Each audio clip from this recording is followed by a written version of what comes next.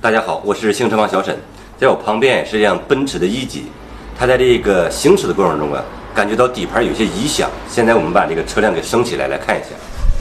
我们仔细检查了一下这个底盘系统，发现这个传动轴上咬了一些铁丝。我们来看一下，这个传动轴的这个跟差速器之间咬了一些钢丝，缠绕的这些钢丝啊，把这个差速器的这个油封应该是给拉坏了，已经开始漏油了。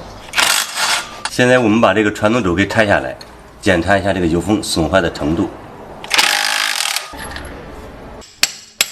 我们来看一下这串钢丝，把油封盖都咬坏了。好，现在我们把这个油封给取下来。这个油封已经被那个铁丝啊刮得稀巴烂，这个油封现在已经彻底损坏，我们换上一个新的。现在我们把这个油封的防尘罩给重新敲了一下，修复了一下，已经安装上去了。好，我们来补充一下车轮油，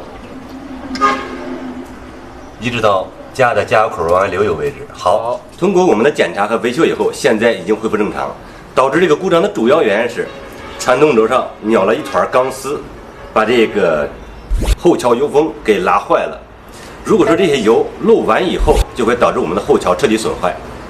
喜欢我们节目的朋友，请记得点赞加关注，咱们下期再见。西瓜视频。